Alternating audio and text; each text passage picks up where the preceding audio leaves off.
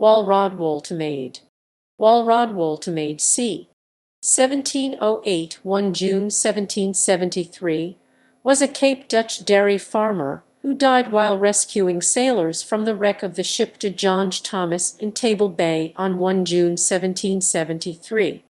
The story was reported by the Swedish naturalist Carl Peter Thunberg, who was in South Africa as a surgeon for the Vereenigde Oostindische Compagnie, known in English as the Dutch East India Company at the time. Early life. Woltemade was born in Schomberg, part of present-day northwestern Germany. He migrated to the Dutch settlement at Cape Town, Kaapstad, and worked for the Dutch East India Company as a soldier, and after retirement as keeper of the menagerie of the company, or as a dairyman. Many of the earliest European colonies were established by commercial companies, rather than through the direct intervention of the governments of European nations. For example, note the history of the British South Africa Company. Shipwreck. On the morning of 1 June 1773, near midwinter in the southern hemisphere, a sailing ship named de Jonge Thomas was driven ashore in a gale onto a sandbar at the mouth of the Salt River in Table Bay. Many lives were lost as the ship started to break up. A substantial number of survivors were left clinging to the hull. The stricken ship was not too far from dry land, and many sailors attempted to swim ashore. Most of those who did so perished. The water was cold and the current from the nearby Salt River too great. Except for the very strongest swimmers, those who headed for the shore were carried out to sea. A crowd of spectators stood on the beach. Some came to watch, others to try to help, and yet others were hoping to loot the cargo that was being washed ashore. A detachment of soldiers was in attendance to keep order among the spectators. Corporal Christian Ludwig Woltemade, the youngest son of the elderly Wolraad, was among those standing guard. As daylight came, Wolraad left his home, Klein Zoer, on horseback. Rescue. As he reached the beach, Wolraad was filled with pity for the sailors marooned aboard the wreck. Seeing that nothing could be done by those on the beach, he mounted his horse, Vonk, and urged the animal into the sea. As they approached the wreck, Woltemade turned the horse and called for two men to jump into the sea and grasp the horse's tail. After a moment of hesitation, two men threw themselves into the water and did so, whereupon Woltemade urged the horse forward and dragged them to shore. Wolraad rowed out 7 times, bringing back 14 men. By this time, he and his horse were exhausted, but at that moment, as they rested, the ship began to collapse. Wolraad once more urged his horse into the water, but by now the desperation amongst the sailors was tremendous.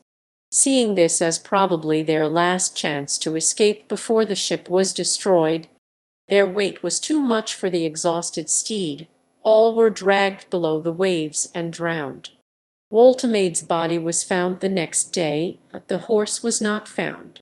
Of the 191 souls on board, only 53 survived, and of these 14 were saved by Woltemade. Honor.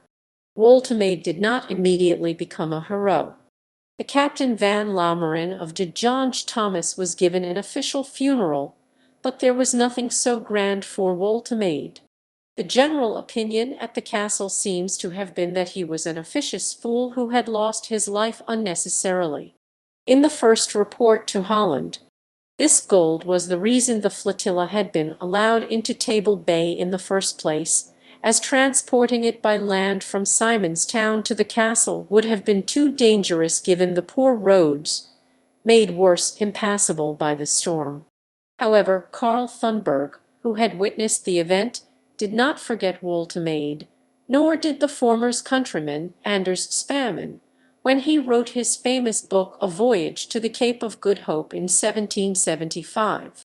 The VOC Dutch East India Company did eventually compensate his dependents, but it took a few years of public outcry to do so. The Dutch East India Company provided amply for his widow and children and named a ship held Woltemade, taken by the British fleet as prize during the battle in Saldanha Bay on 4 July 1781. A railway station in Cape Town is named after him. The Union of South Africa King's Medal for Bravery, instituted in 1939, bore a depiction of Woltemade's heroic act on its obverse. In 1970, the Woltemade Decoration for Bravery was instituted as the highest civilian decoration for bravery in South Africa. This was replaced in 1988 by the Woltemade Cross for Bravery. The Woltemade Cross was discontinued in 2002 as part of the move towards establishing a new South African honors system following the advent of majority rule. The name also was given to the S.A. Wolraad Woltemade, one of a pair of salvage tugs built in 1976, which at the time were the most powerful tugs in the world. The name Wolraad is a version of the German name Wolraad from Volkrecht, sometimes also spelled Wolraad, and means counselor of the people. Woltemade is the spelling variation used by Thunberg for the Low German family name Woltemade Wolgemut in High German, meaning light-hearted or, more literally, of a good disposition, and a familiar connection with the Woltemade family of artists from the same region in Germany, in which the name Wolraad occurs, is a possibility. Gallery. Notes and references.